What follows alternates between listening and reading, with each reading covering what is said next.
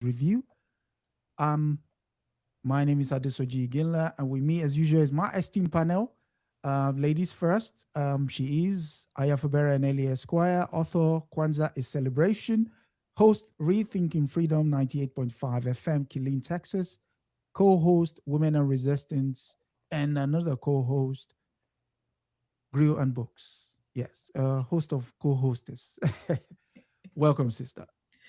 Thank you for all my assignments that you've given me. And I did not forget my assignment from Comrade either. Okay, that said, the comrade is Milton, Comrade Milton Allimadi, host Black Star News, WBAI 99.5, FM New York, author of Manufacturing Hates, the one which we are waiting the update for. Asante, thank you. As it's customary here now, the news where you're at. I mean, there is the news, but there is the news where you're at. So, sister first.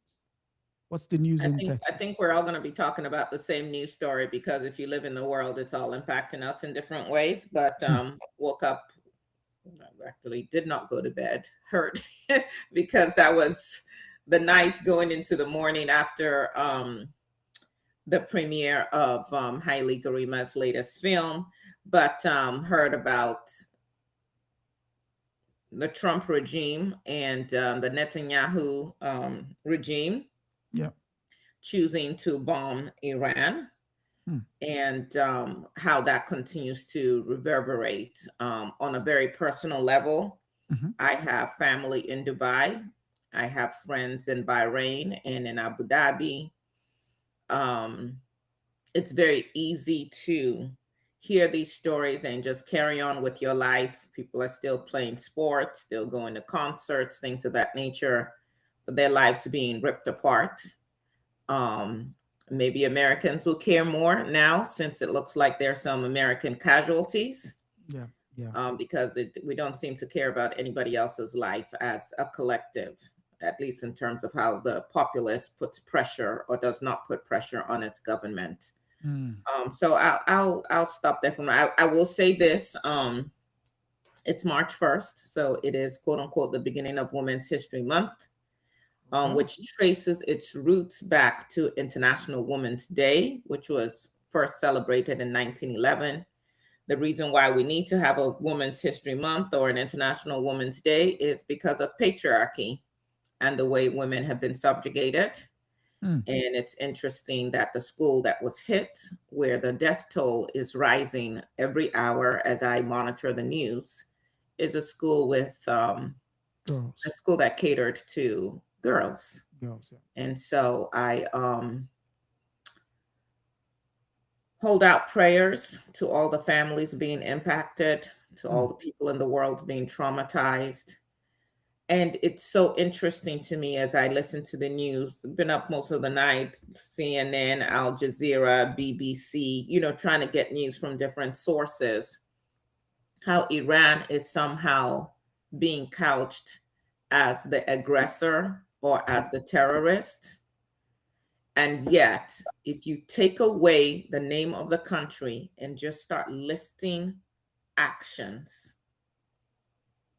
it is clear that America, beyond any doubt, has been the aggressor across the world more times than we can count. In very recent memory, we can talk about Afghanistan, we can talk about Iraq, we can talk about how you're quote unquote liberating the Iranians and causing regime change there, but you watched the massacre and the genocide of Gaza, and if anything, funded it and provided more weapons for their destruction.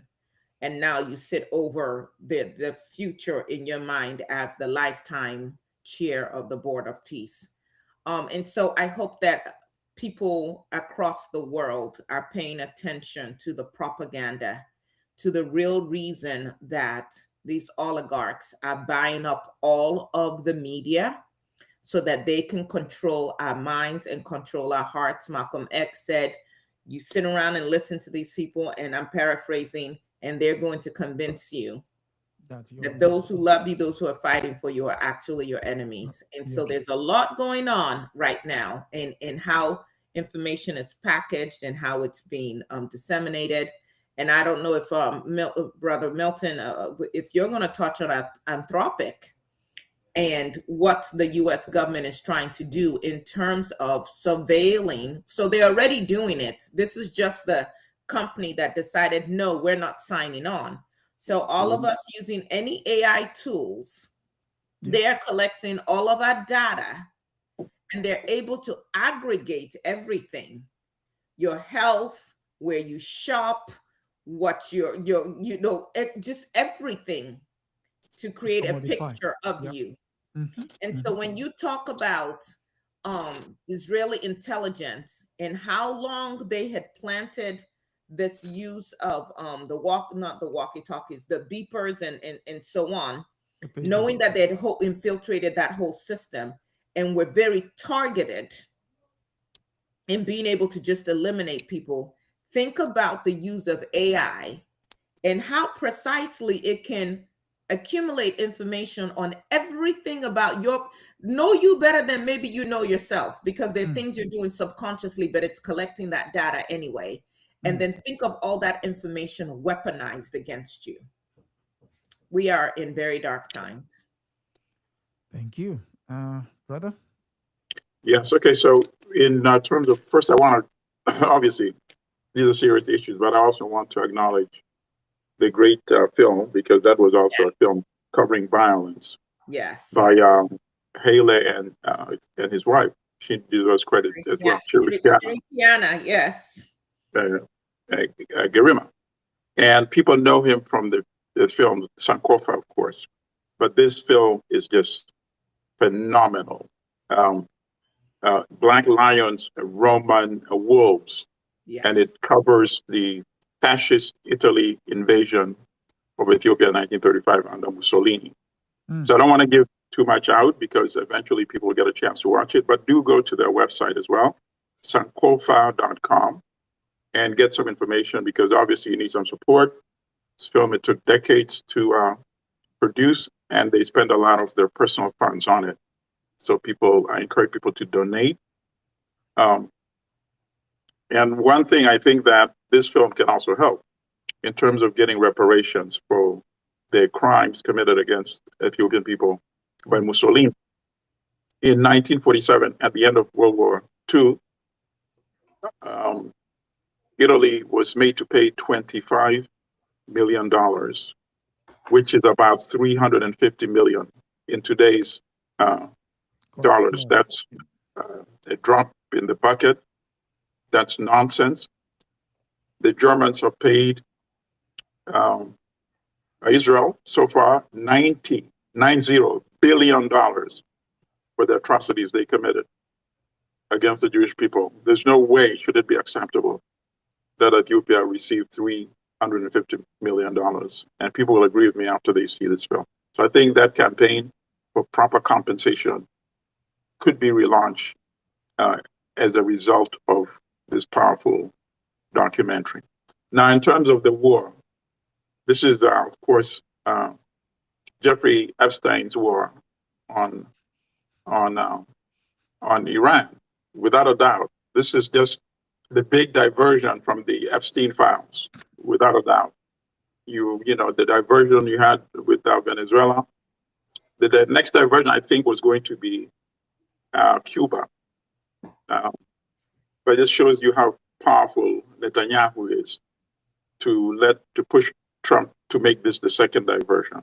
So Epstein is proving to be even much more powerful and influential in death, because when he was alive, he was keeping a lid on these things. Now that he's dead, all this information is coming out. People in power, position of power, are panicking left and right. Yeah. Okay? And that's what's going on. Now, here's the big problem. With regime change, that's when I would be surprised if they do that. And I'll tell you why. I'm not saying they won't do it, but here are the consequences. If you regime change, you need somebody to protect the government. So even if you have a government in waiting already, once it is in place, do you expect the Iranian army to protect it? I don't know. Maybe they're so disaffected that, who knows? That's the only scenario. Otherwise, you're going to have to put US troops on the ground. There's no way can they put Israeli troops on the ground, because then it becomes a religious thing. People would, I'm telling you, Muslims would fly in from all over the world to fight Israeli troops on the ground. It would be like in Afghanistan, remember? Yeah. When Muslims were flying in from all over the world to fight the infidels who were the Russian troops at that time, when they were supporting the government in Kabul. You see? The Mujahideen, yeah. Absolutely. So are you going to put U.S. troops on the ground? And if you don't put U.S. troops on the ground, you're going to have a Libya-type situation where you have all these different armed factions coming in, even from outside the country. Okay? Yeah. So that's what I'm saying. At the end of the day, wiser minds must sit down with him and say, listen, we have to put troops on the ground. Do you want us to commit troops? And with the midterms coming up, I have my doubts, okay? But I'm not saying it's impossible, because we've seen crazy things. When you start killing European Americans on the streets in Minnesota, anything is possible now. Okay, so that's all I'll say regarding this war. Okay, so news from where I am. On the home front, there is the possibility that people power still counts. There was a by-election in northern part of England, which is being used as a barometer of how the government is viewed in the center. And the Greens, for the first time, overturned a 30,000 voter majority to put in not only defeating established candidates, and the person who won the election is a local plumber and a woman as well, Hannah Spencer. So call her name, Hannah Spencer. She's the new MP for Gortin and Dent. That's as grassroots as you get. That's as grassroots. And in her victory speech, she said, I have to first of all apologize to my customers who are booked for next week appointment. I have to tell you, I will be in Parliament. And so we'll be unable to. You better get a new plumber. So we'll be unable to do that. And to the international scene, yes, the Iranians have confirmed that Ali Khamenei is dead. Yes. Okay, let me pause you there for a second. Yeah. They have a system. Unlike in Libya, you take out Gaddafi, the government collapses almost immediately, correct? Yeah. Here, they promote another Ayatollah. You see? Yeah. So these are the challenges they're going to face. If they thought just taking out one guy, everything was unraveled, apparently that has not happened. You see? Yeah. So go ahead, please. Okay, so with regards to Iran, the problem is not just internal. The problem is all those countries that surrounds Iran, your Oman, your Bahrain, Saudi Arabia, Lebanon, Iraq, what have you, Qatar, even Qatar. Here's the problem. Majority of them have a Shiite majority. And Shiites share affinity with Iran. So it's literally like you going to fight. Absolutely. That's a very good point. That's a very good point. When the Iranians said they have unleashed what they cannot control, effectively all those leaders are going to be toppled one way or the other. So, and that's, that is just looking at it from a geopolitical point of view. Now, to the final point of starting the problem. In 2012, one man got on TV, Fox News, and said, President Obama would be pushed into going to war with Iran because he doesn't know how to negotiate. Be part of the deal. And then he went on to say he will go into war against Iran because he's trying to deflect from things that are happening domestically. Right. Yes. I guess who's doing the same thing. Right. And go on. No, but that's interesting you say that, because it confirms two things. Number one, it confirms the power of the Epstein files, and it also confirms the power of Israel in terms of controlling the domestic agenda in the U.S. and foreign agenda. And I think at the end of the day, Netanyahu is going to go down as the prime minister who brought the most destruction to Israel. when you have such a low public opinion in the United States, totally eroding the support that Israel had, that was automatic, at least publicly. Forget the government, politicians are corrupt. But, True. you know, when the people who elect the politicians, you lose them, it means they're going to elect different type politicians in the future. Correct. And that can never be undone, you know? Correct. And you saw the Nordic countries have finally said if Netanyahu comes into their airspace, they're going to arrest him. Arrest him, yeah. Finally. Excellent. Excellent. Yeah, finally. And I must also add, they were negotiating with Iran in Oman. Of course. Friday. But that was not their true purpose. You know? No, the point, there's a point I wanted to make. They were negotiating with Iran on Thursday. The facilitator, Oman, came out on Friday saying they've reached a tentative agreement. See? I've not even heard that, you see? Yeah, that they've reached a tentative agreement, only for us to wake up Saturday morning and the fireworks have started. Okay, I'll tell you what might have happened. I didn't hear that news, so thank you for sharing that. When that news was released, I'm almost positive, I'm just speculating, but I would not be surprised that Israel launched the attack and the US had to join. That's probably what happened, and I think that is the news that's going to be revealed, you know? And so, because once Israel launched, there's no way the United States can then hold back. I can see Netanyahu doing something like that, pulling the trigger and forcing the US to commit. But here's the deeper issue for me, if you will, or the deeper lesson is there's really no negotiating with these people. You have to understand that they want you to not exist anymore, except as a pawn, as their puppet. Absolutely. I agree. So whether it's the treaties from way back, you know, in with African kingdoms and entities signing treaties with these countries, or whether it's the Native Americans, the indigenous peoples here signing treaties with the United States of America, or whatever campaign promises this man has made. What did Trump come in on? I was going to stop the wars. Correct. The peace president. Then look at what he's doing. Now understand that there was a deal with Iran that Obama negotiated. Yep. JCPOA. Trump came in and immediately tore it up because, you know, this African was involved with it. Then remember last year, we were assured that the great strong man Trump had obliterated, his words, obliterated Iran's nuclear capabilities. Right. The same one he's going after. Amazing. Iran in less than a year, just a few months, boom, they're back in. So, like, which one was it? Did you lie then, or are you lying now? What is it? And as Rachel Maddow demonstrated, and if you get a chance, Google, you can find her takedown on this. She says, follow the money.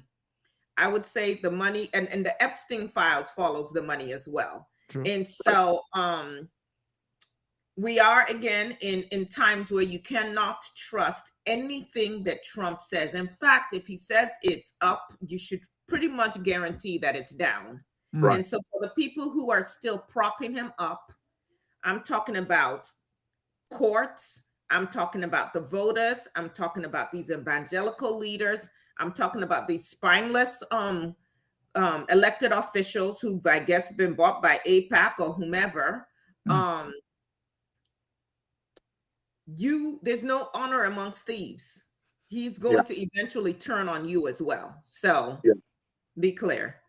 Yeah, I don't see how this war benefits them in the midterm. I think we're going to see more people attracted toward the Tucker crowd, toward the Marjorie Taylor Greene crowd, toward the Candace crowd. You know, I think it might actually have the opposite effect, especially if they escalate it to putting U.S. troops on the ground. Someone said when he's talking, he's lying. Okay, so 40 years ago on February 24th, a man also went abroad to help broker peace in the Vietnam War, only to be told he has no country to return to. And that person is Kwame Nkrumah. So it marked 40 years that he was overthrown. And so I think we should actually revisit some of what he stood for and why he was possibly removed. So from The Economist, I pulled this up. It said, "Live and let live, while the ghost of the founding president lingers in Ghanaians' minds." Ghanaians at any rate, some of them like to tell us that the BBC World Service listener in December 1999 voted Kwame Nkrumah, pictured ahead of Nelson Mandela, as the greatest African of the millennium. Others remind you that Nkrumah, who led the country to independence in 1957 but was ousted in a popular military coup in 1966, was not quite so wonderful. He bankrupted the country, banned all opposition, jailed his leaders, and quite a few comrades in his own party, and declared himself president for life before being overthrown. Yet nowadays, striking few Ghanaians are prepared to rubbish his reputation, at least not in public. When you first of all read this, what was your take? I would also add another document to that, but let me get your initial take. I'm going to say, let the master teacher teach first on this one. Actually, I'll keep it short because we shouldn't waste time debating the economists in terms of Nkrumah's legacy. Because obviously, if Africans voted and they thought that Nkrumah should be voted ahead of Mandela, that speaks for itself, right? And why would they vote for Nkrumah like that? Because Nkrumah was calling for United States of Africa. Yeah. And Africans, whether you're on the continent or in diaspora, know that if there was a United States of Africa, we would not be discussing all these problems that we analyze on a weekly basis. And there was no other much more passionate advocate for Pan-African unity than Kwame Nkrumah. And we have not had anybody of that caliber since Kwame Nkrumah. Of course, Nkrumah was inspired by Marcus Garvey. Yeah. And there was no other person like Marcus Garvey as well. Marcus Garvey was a contemporary with W.E.B. Du Bois. W.E. Du Bois had a PhD from Harvard University. But Marcus Garvey had the truth of the masses. You see, you can't study that in any university, including Harvard. So Marcus Garvey spoke truth to power, and he knew that people would resonate. He knew internally that there were millions that felt like him. How can such a rich continent that gave so much to the world have so many the most marginalized people in the world? Yeah. So when Marcus spoke, it resonated, people clicked. Same thing with Nkrumah. He was actually just extending what Marcus already had been preaching, Pan-African unity. And when he made that a national agenda for Ghana, people responded. That's why we still embrace people like, in much more recent years, Thomas Sankara. We embrace the Alliance of Sahel States because they are pushing the same legacy of Marcus Garvey or Kwame Nkrumah. And then in terms of he bankrupted the country, that goes back to the same Western propaganda. He did not bankrupt anybody. What happened was that the price of cocoa collapsed by 60%. And who controls the price of cocoa? The same West that wanted to undermine Kwame Nkrumah. That's what happened. Okay. So prices collapse 60%. You lose 60% of revenue. Is that you really bankrupting the country? Okay, hold that thought. To buttress what you're saying, there was a series of documents that was released in 1999, of which there was this letter. Let me share it. And it's from the CIA. So it's a memoranda to the Deputy Director of Central Intelligence, 8th of November, 1965. Subject, book review, neocolonialism, the last stage of imperialism. It says, this memoranda is for information only, to call your attention to the just published book. And it goes, the book is published in London, and it goes there. Then there is a part here. It says, Where is it? Wait a second. Here. Chapter 18. The mechanism of neocolonialism page is the one which has most caught the eye of the press and is of greatest interest to the CIA.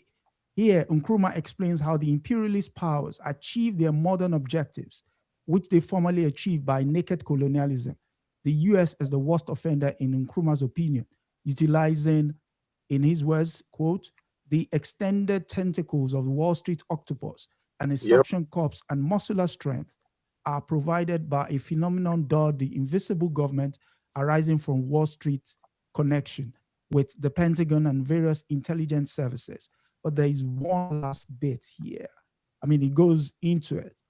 It says, however, Nkrumah assures the reader, that is, anyone that reads neocolonialism in the last stage of imperialism, that neocolonialism can and will be defeated. Copies of this book have been sent to DDI, Director of Defense Intelligence, as well as the CIA and Central Intelligence Staff and the African Division and DDP for study and whatever action these components considered advisable. So we all know what happened thereafter. All right, let me add to that then. There are many much more explicit memos beyond this one, which I read as well. And obviously we like informing our people. So research State Department Historical Archives. And then when you go there, research World Bank and Kwame Nkrumah. And you'll find a memo also addressed to the White House, I think from the Central Intelligence Agency, saying the World Bank had approved a sizable loan to finish the Akasombo Dam for the Volta River project. Yeah. And the memo suggested that the US should intercede with the World Bank to delay disbursement of the money that was already been approved. And if they do that, there's going to be public disaffection against Kwame Nkrumah, and the police and the military would then be able to overthrow him very explicitly. And of course, a few months later, that's exactly what happened. What happened? Oh my God. Okay, over to you, sister.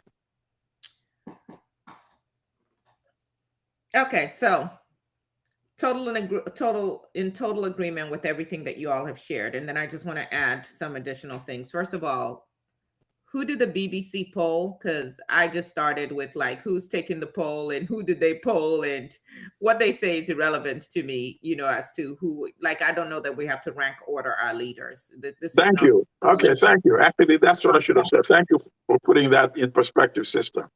Because, you know, they just always have us at each other, and it's not, this is not the Olympics. It's not, okay. So that's excellent.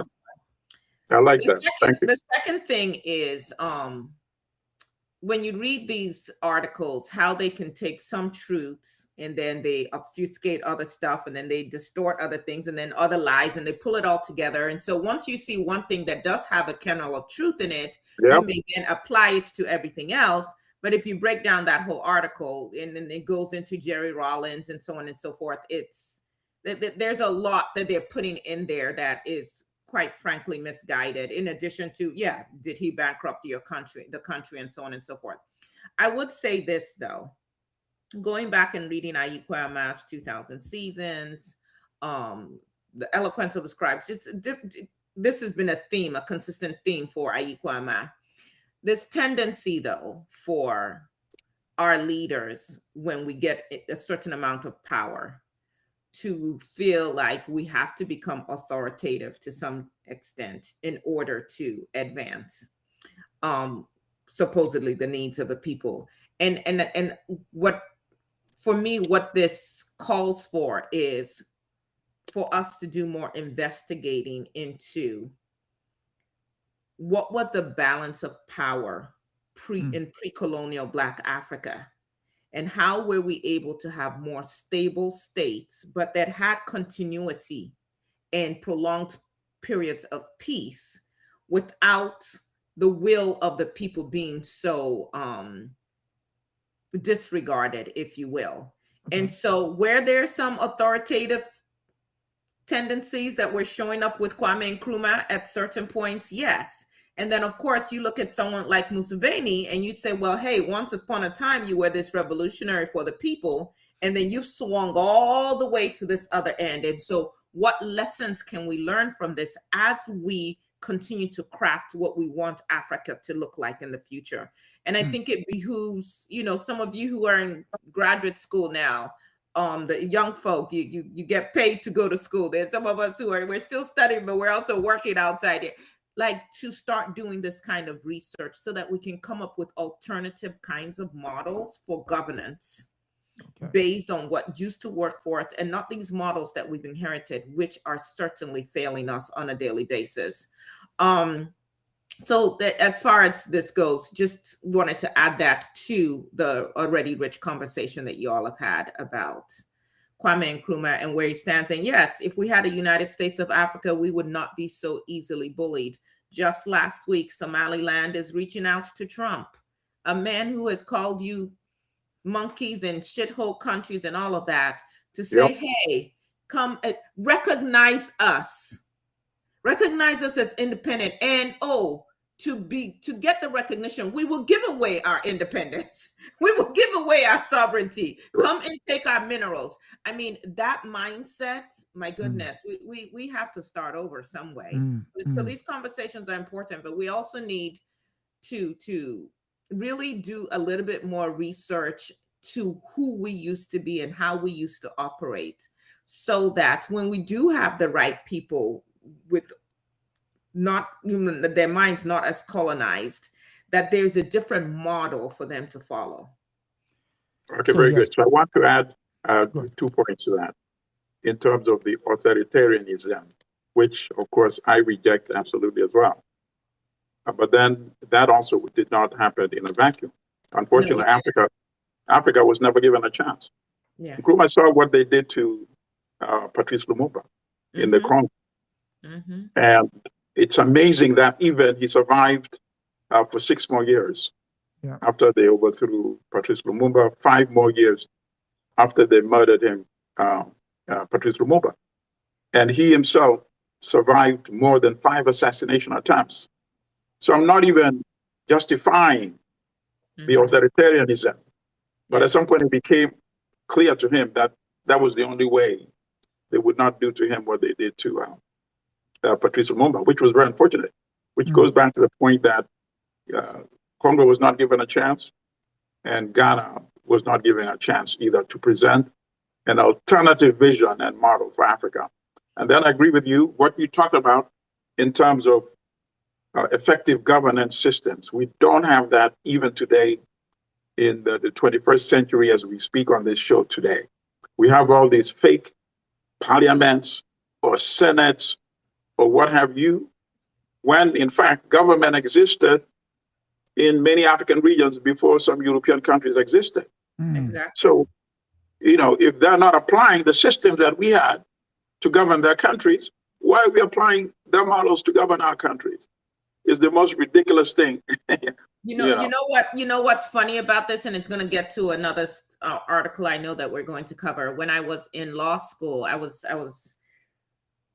a student in the College of Law, and I was also pursuing my master's in the Black Studies department. And I wanted to write my thesis on African customary law and juxtapose it with this American legal system.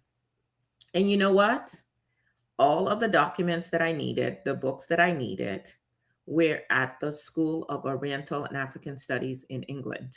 Right. So even to study our own, study ourselves, to go back, because the people who have the memories, the archives in their heads, most of them are gone, although there's still quite a few of them living that we should be interviewing. If you're in a place where you can talk to your elders, talk to them, you might have to talk to them for 10 hours to distill a story that gets to something you're trying to get to. But it's important for us to get this information. But no, I had to find money to get a ticket. I found some friends who live in England, so at least I could sleep on somebody's sofa, to be able to come to the School of Oriental and African Studies to access material about my own people. And of course, I could only do it for a short period of time. How many, articles, books can you read in that short period of time? So to do that research, I would have needed funding. that I did not personally have. Correct. So it's interesting how these levers of power continue to control information that could help free us on so many levels. Okay. Speaking of control, I think the story you're alluding to is that Belgium Museum is caught in a row over, and the story comes from the Financial Times. It's that the Belgium Museum is caught in a row over troves of DR Congo's mineral records. Cobalt Metal and DR Congo are pushing a Brussels museum to release records that could help map valuable metals. Millions of records spanning Belgium's brutal rule in what is now the Democratic Republic of Congo are at the center of a dispute over who should control the data about Africa's largest copper producer. The documents housed at a Brussels museum built to celebrate Belgium's empire are being sought by DR Congo and Cobalt Metals, a Bill Gates-backed mining and artificial intelligence company that struck a deal last year with Kinshasa to digitize them. Okay. Interesting. Comrade. Okay, very good. What do you make of this story? All right, this story actually is much bigger than what is reported here so far. Okay. So you know that we're talking only about Belgium, but it means that all the other Europeans who colonized in Africa and also looted the archives are faced with the same dilemma as well.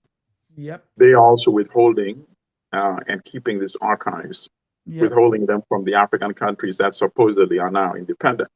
Correct. So now you have the same museum, which was documenting their own atrocities, their own racism, their own plunder, their mapping up of the region and knowing where all the wealth in the country is located, at least with the kind of technology that they had at that time.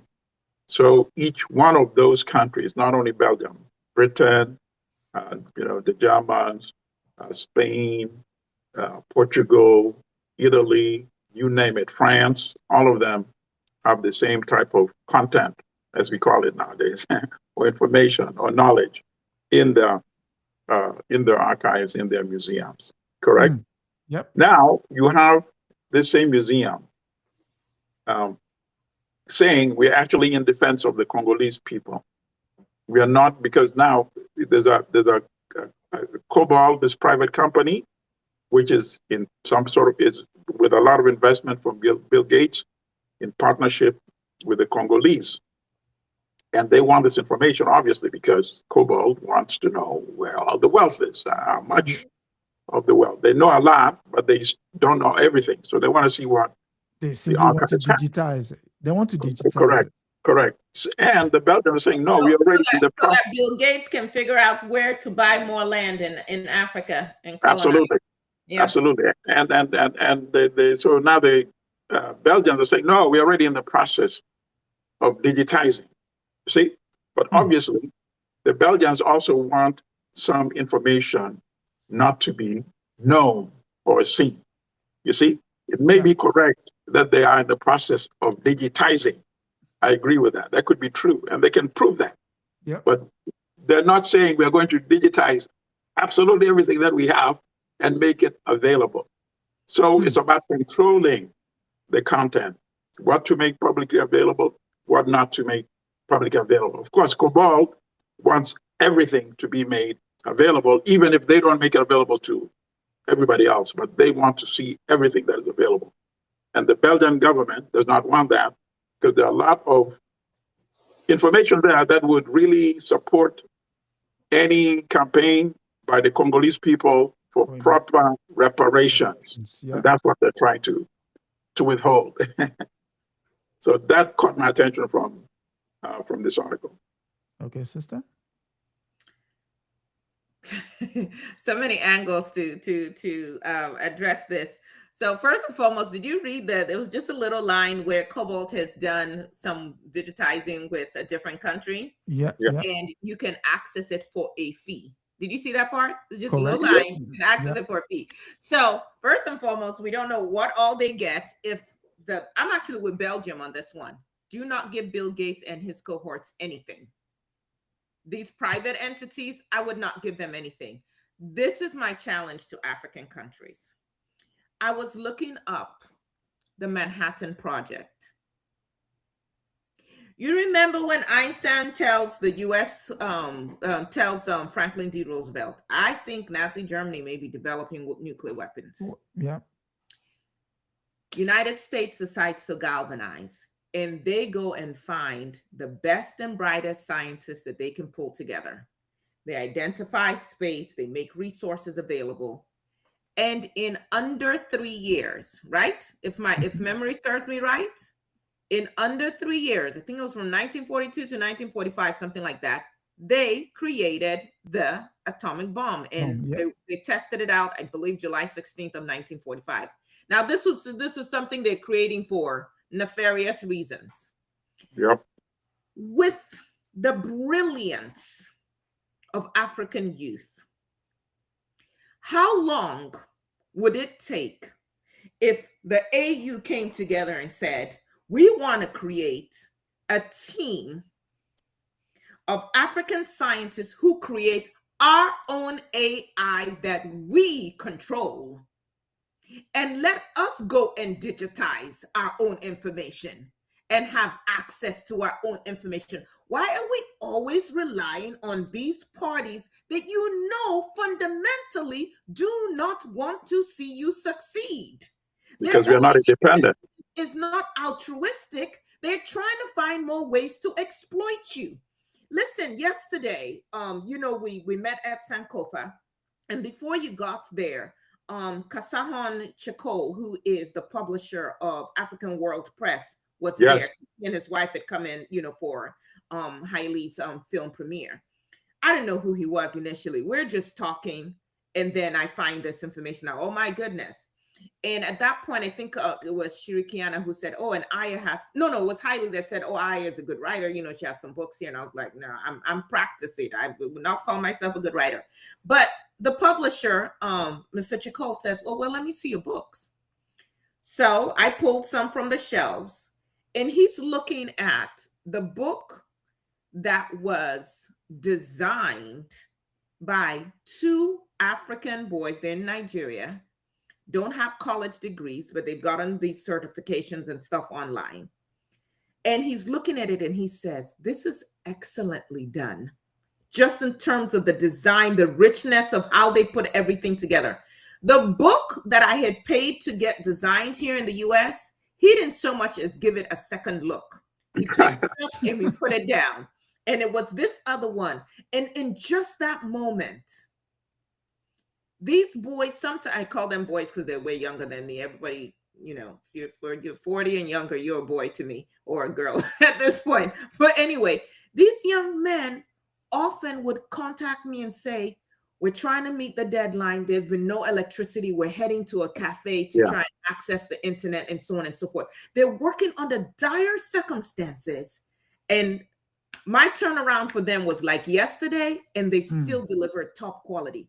What would happen in terms of all of this information we want to digitize if Africa decided to invest in its own youth? I'm going to say the same thing in terms of all these health memorandums of understanding that our countries are signing, giving away our data. Do you know how important the data is? And yet we've got physicians and scientists spread across the country. Spread across the globe, who would love to work on something meaningful as long as they could also keep a roof over their heads. African leaders, let's rethink this thing. We do not have to be dependent on others, not in this way. Okay, so Adesoji, do you have a copy of my book, Adwa? Adwa, yes, but I can't reach it right now. It's not in front of you. Okay, I was going to say, try to hold it up. That book was designed by a young Ugandan, who at the time was at the University of Makerere. And he was posting some of his artwork. And by the way, he's an architecture student. He's an architect now because he graduated. And I saw some of his sketches and drawings, and I just said, this is brilliant. And I got in touch with him.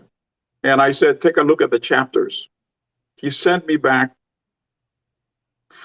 4 or 5 different sketches from each chapter. He selected what to illustrate from each chapter, and I went with it. I didn't even say, from this chapter, I want you to illustrate this. He did all the artwork. He did the book cover and everything. So I'm endorsing what you're saying 100%. At the end of the day, it goes back to the same challenge. We do not have government in Africa. And that is why many times on this show, I've said, young people in Africa, if it takes removing those governments, remove them, because you need to determine your own destiny. I think they will do a much better job than a Paul Biya at 80. No, what am I talking about? At 93 in Cameroon, you see? President for life. President for life. Yeah. And you, when this By the way, if you're listening and you want to engage with some young Africans on projects, these kind of projects, let me know. I've got contacts. These kids they're hungry, they're creative, they're visionary. Like you were saying, Conrad, I just said, here's the manuscript. Come up with a design, but understand that I'm African centered. So don't give me no white crap. And I said, I want the outside of the book to look like it's real leather, but I don't want the cost of printing a leather bound book.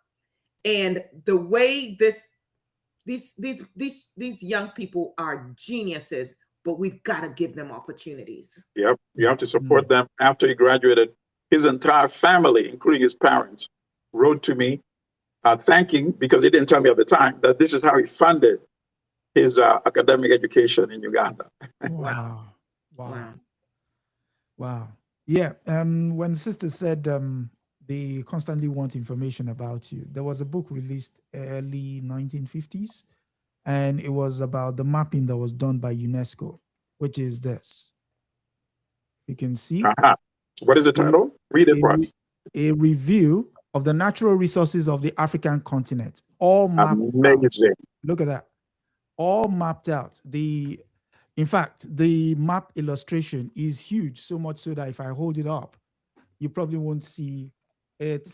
What they've done is basically they've done a geological survey of the entire thing, the entire map. As you can see, if I can show this, all of the resources, Africa's resources, is mapped on here. And it's just wild. But again, if we don't factor in all this brilliance, we're not going to get these people to where they need to be. So that said, Sister gave me an important segue. Again, we go back to the issue of access to information about Africans. And so for that, we go to The Guardian, which is saying to us that the US is accused of shameless exploitation of proposed Zambia's health aid deal. Leaked draft of a $1 billion memorandum of understanding reveals mandatory target, sharing of data, reported access to mining concessions. The US has been accused of shameless exploitation over a health financing agreement with Zambia worth more than $1 billion.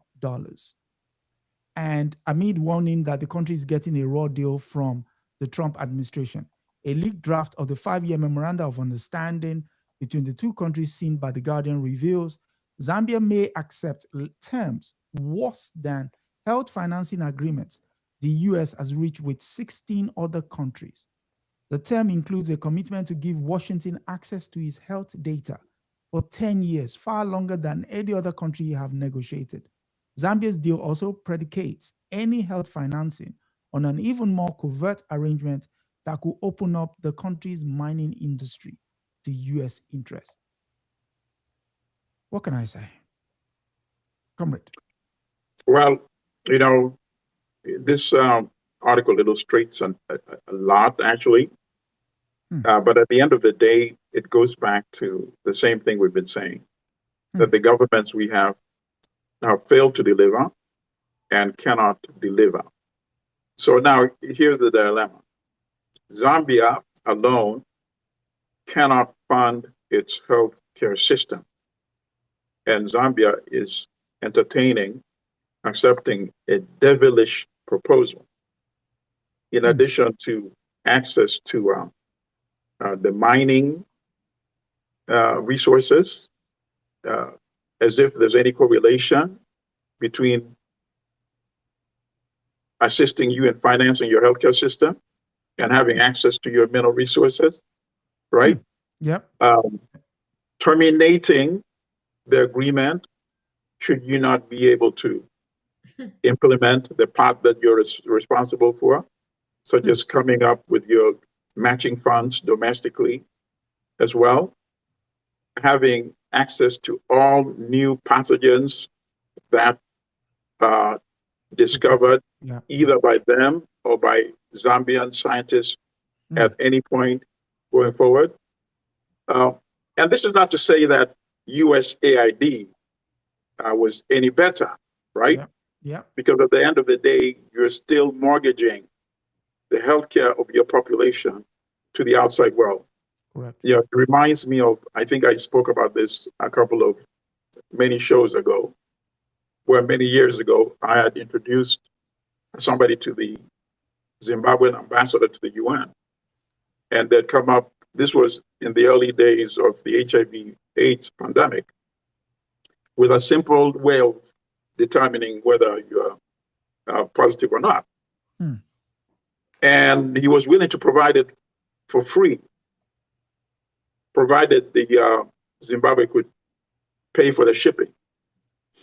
And what the ambassador could not tell this individual that I introduced him, but told me in private, when I saw that he was nodding, but he didn't seem too enthusiastic.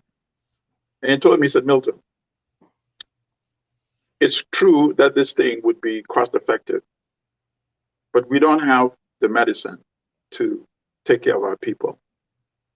So in other words, if our people find out their status and find out that they're positive, and then we don't have any drugs to give them, think about the national panic that would entail. So in other words, it was telling me that it was better for Zimbabweans not to know their status. You see, that's kind of the dilemma that all these African countries face. So should Zambia go ahead and sign this deal? Because I think the deadline is April 1st. Yeah. Well, there's an indication that it may not be signed, because now there's a national uproar. The Minister of Health, I think the Minister of Health was testing the president. He said, if there's anything in this agreement, of course he knew, you're the Minister of Health. That implies that they will have access to our mineral resources as well. Then I'm not a part of that. I don't want to be a part of it. And he got fired. 3 days later, he was fired by the president, which means that is the direction that the president wants to go. But if your Minister of Health is willing to challenge you publicly, he said this on TV, this is not a done deal. Because the Minister of Health now, he can get popular support. He could be the next president, you see? It means that there's a very serious split about whether to go forward with this agreement or not. It's not a done deal. It may not go forward. Sister? Only when we don't remember who we are. Did we not used to take care of ourselves? Did we not have healers before? Just recently, I would say in the last 6 months, did I learn about the baobab tree. Yeah. Not that I didn't know about the tree, but I did not know about all of its medicinal purposes. Do you know how I found out about this tree and its and how crucial it has been in taking care of us? It was through what's the prince that left England? Who's your prince that you people kicked out because he married the mulatto? Harry. Harry, yes. Harry, yeah. It was through a foundation that they have where they too are, I think they got a patent for the tree and some of its medicines. So everybody's got a hand. Oh, no, they can't. They can't. The Senegalese know about that. They can't get a patent. No way. They're trying to. But here's the deal. What I'm saying is, even if we may be dealing with diseases that are a little different, more evolved than what we were before, we had indigenous ways of knowing, and we had the ability to heal ourselves with what we have growing on our continent before we became so dependent on pharmaceuticals. Meanwhile, these pharmaceuticals, they send their staff, their employees, all of that, to come and research in amongst indigenous communities. Yep. And then they find out what you use, they do a little more, and then they create the synthetic version of it. And so what I'm saying to my people is, again, if my chicken right now say, oh, we're having an issue, sometimes it looks like our egg production is not up to par. Let's invite the snake and the fox to come and give us some research, help us with resources to boost our egg production. Tips. I mean, we can already see how ridiculous that is. Whatever they offer you that temporarily boosts your egg production would be like me when I fatten a cow or I fatten a goat. It is for the purposes of ultimately slaughtering you. Yeah, true. So true. I'm very concerned about these deals that we're signing. Quite frankly, oftentimes being signed by people who do not have an understanding of what they are signing over, because we don't really let the most competent people be in these positions. And yet you're handing over data. Now, in that film by Haile Gerima, which is going to just live forever in my head, like Sankofa has for so many decades, you see how the Italians used mustard gas and how they decimated, that area of Ethiopia. And I'm thinking, if you allow these people to harvest our data, to what extent are they able to drill down and figure, oh, you know what? If we are at war, because they have this genetic predisposition, we can actually drop this. Our soldiers won't be impacted unless they ancestrally kind of link to this, but these people will be done for. Or this is going to make sure that they can't have children anymore. Going back to the Epstein files, these people were trying to research to figure out what makes the Jamaican sprinters as good as they are. They wanted to get menstrual blood from Nigerian women. Yep. They wanted to harvest eggs. There's so much more going on. African leaders, please stop signing these memorandums of understanding. Don't pray to that. Going to look out. Don't pray to African leaders. You have to remove them. Why are you praying to? I guess you're absolutely right. Yeah. You're absolutely right. But again, if we go back and harvest our own indigenous ways of knowing, when COVID hit, and my parents called to tell me they had both tested positive for COVID, I will never forget the moment I got that call. And at that point in America, in New York, they had refrigerated trucks for bodies.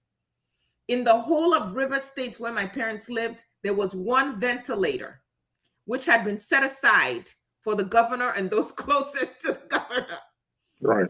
And so here's my father in his 80s, my mother in her late 70s. And I said, this cannot be a death sentence for them, because here in America, COVID was a death sentence for so many at the beginning. Do you know that my parents went back to indigenous medicine? They were never, but my mother got a slight cough. My father, besides that he tested positive, he had no symptoms. And today they are perfectly fine. They didn't lose sense of smell, taste, whatever. Using indigenous medicine. People, Africans, we already have the knowledge. We originated all of this knowledge. Let's go back to what we know. Right. Okay, so Adesoji, do you have handy right in front of you how Europe underdeveloped Africa? How Europe underdeveloped Africa? Let me see. Oh, it's right behind me, actually. Okay, no problem. So people, I recommend you go back, because in that book, we normally focus on the economic exploitation of the Europeans and how they built their wealth. But there's a chapter that Rodney actually devotes to indigenous, original African medicines, African herbs, and how young Africans used to go through apprenticeship to know which branch, which tree, which plant cures what and what and what. You see? So it takes an African brother coming from Guyana to see the value of this even much more than African researchers and African academics, you see? So we have this knowledge, we've had this knowledge, but as Rodney pointed out in the book, this was not part of the curriculum in the African education system. And of course, he was advocating that this should become part of the curriculum. The book was written in 1972. Up to date, it's still not part of the curriculum because it's not endorsed by Europeans who, as you rightly point out, actually go to get the ingredients for their pharmaceutical products from African countries. Yeah. Wow. Wow. And yeah, so for everyone listening, you've been, following the knowledge being poured into us by Comrade Milton. He does this. He's been doing this for years, and long may he continue to do that. Sometimes we don't know how blessed we are to have him in our, Oh, we are blessed, Comrade. All of it. But that's it.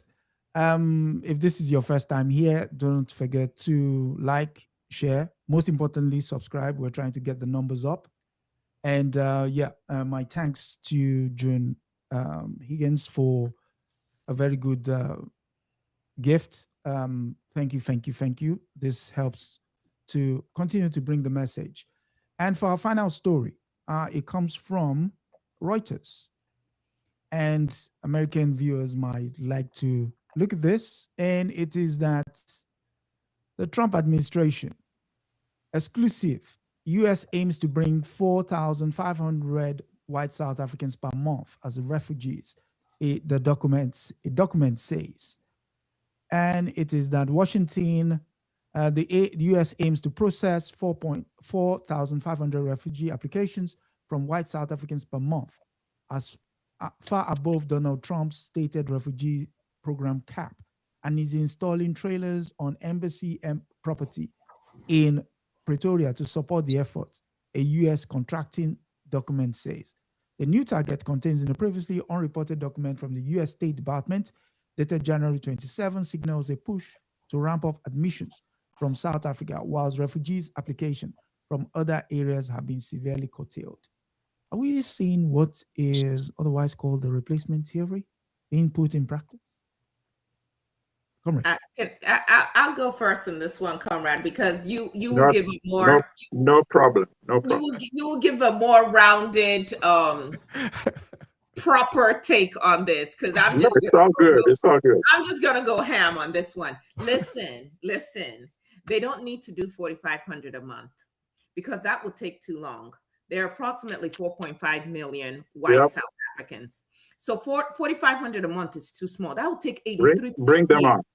Listen, they need to go ahead and process 45,000 a day. Listen, get them out. And here's what I'm going to say to the South African government. Okay, first and foremost, because we want to quote unquote follow the laws and be legitimate and so on and so forth. So what you're going to do is you're going to make it a civil offense to file any false persecution claims against South Africa. If you cannot prove it in a South African court, we can find you guilty and you will have to pay a fine. By the way, all of your fines have to be paid before you can leave the country. Okay? You're paying for liability for your reputational harm to the Republic. And you're also paying for it because they're going to be penalties for submitting fabricated evidence abroad. So they have to be processed in South Africa before they leave, right?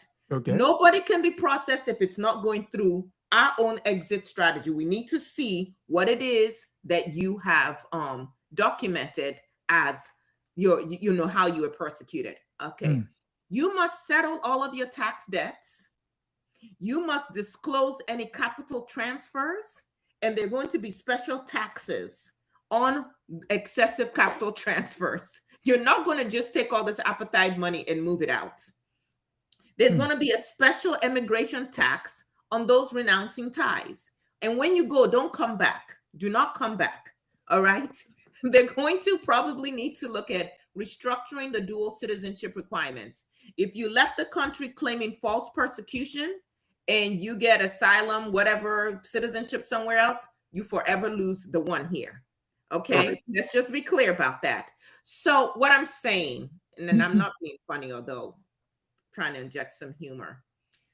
First and foremost, like we talked about before, I don't even know why the South African government allowed the U.S. ambassador onto their country, onto the soil of their country, because he's a traitor to their government. He should never have been allowed to come in.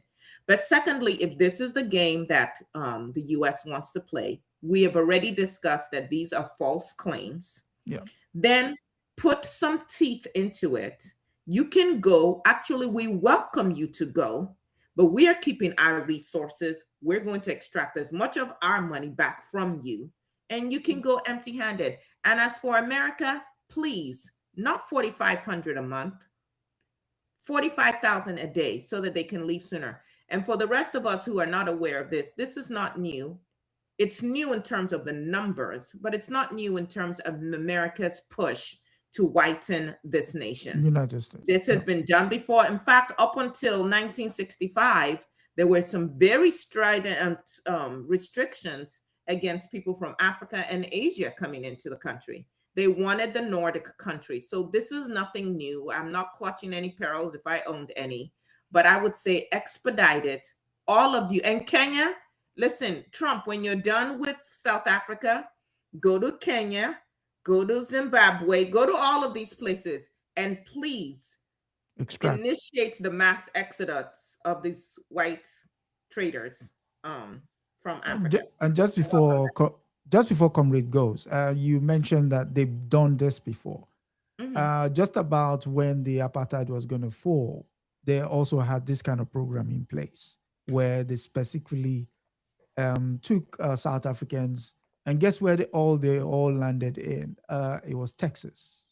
That was host to them. The book by Gerald Horne, White Supremacists Confronted. He talks about it in great detail in that. So, yeah, Comrade, over to you. No, the sister took all my points, so there's nothing to add. No, because when you say it, you give us more depth. No. I listed everything that you said. My number one thing was you automatically renounce citizenship.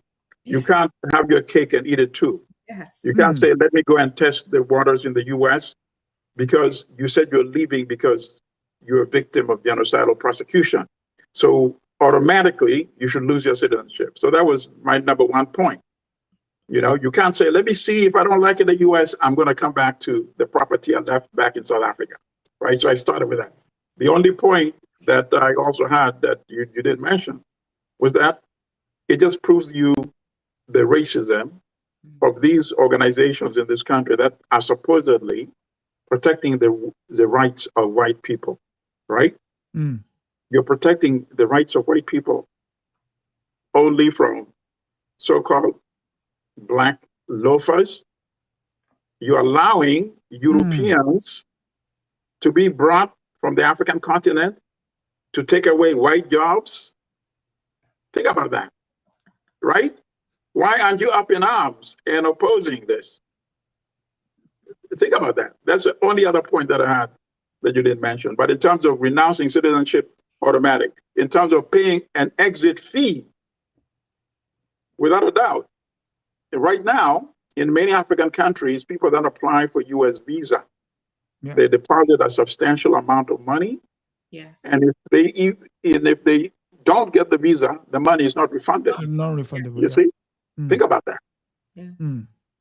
So that's all I had to add. By the way, the white people here in America who think that they want these white South Africans here, you guys are going to find out just how lazy they are. Because one of the reasons white people love to work in Africa, these expatriates, is because you can be nothing in Western Europe and in America and all of that as a white person. Come to Africa and live as a king or a queen. Absolutely. You have unlimited labor. They're literally picking up your feet. I'm not exaggerating. Picking up your feet, sweeping under your feet, and putting your foot back down. Right. So come back to the United States where you've got to battle and fight for everything, and no, you don't have access to that kind of free labor, Yep. that cheap labor, non-GMO food in the non-GMO, markets. and you have You to know, raise your own children, because they still literally have mammies in South Africa taking care of their kids. Come to the US. Come on. Right. Come on. Right. I think you're going to see that number, and maybe that's why they should actually. You should renounce your South African citizenship automatically. But the problem is, if the South Africans put that as condition, they won't be leaving. You see, that should actually be they're leaving because they want to test the waters here. They want to have their cake and eat it too. But if South Africa says you automatically relinquish South African citizenship, you're going to see that number drop like boom. That's another, Sister Loves Homework. Maybe that's another change.org assignment. Let me turn in the homework that I haven't turned in yet, which by the way, we will have that link on Sunday. My apologies. I was traveling this weekend, and so. That's all good. It's all good. Okay, no, that's working on it. So thank you all. That said, we've come to the end of another, hopefully very fruitful conversation with regards to Africa's depiction in the Western media. I hope it's been informative and insightful as it is for me. Yes, although I curated the stories, I couldn't tell what they were going to come up with regards to my esteemed panel. And to both of them, I must say thank you to the guests, listeners, to June. Thank you very much again. And any final thoughts from Comrade? A luta continua. From my sister? I'm still on cloud 9 because I got to meet Comrade in person yesterday. I know you guys can't believe it. We've been on these airways, but I finally got to meet him in person. Yes, in the flesh, in the African way. Between that film, oh my goodness. The performances after the film, Haile and Shirikiana, you guys outdid yourselves. And meeting Comrade Milton Allimadi, my weekend was just absolutely wonderful. And please go to sankofa.com. You'll see the Film Institute, and you can donate. They need about $250,000. And Black folk, we can do that if we choose to. Yep, we can. We can, because that footage, we just saw one part of it. There are 5 parts. Right. The power of his storytelling, the information that we don't have, the way these colonizers document their own atrocities. Yeah. I think if we saw that information, we would be very careful about making any deals with them. So please go and support. And it's also our story. It's our story. It is our story. Yep. So that said, thank you all for coming through. And yes, in the course of the week, we are going to be looking at Yala Mboj, and that's on Women and Resistance, 7 p.m. Eastern Standard Time. And so until next week, when we come Someone again, says in the chat, Happy Ramadan. Yeah, Happy Ramadan. Yeah. Thank you. So that said, thank you very much, and God bless.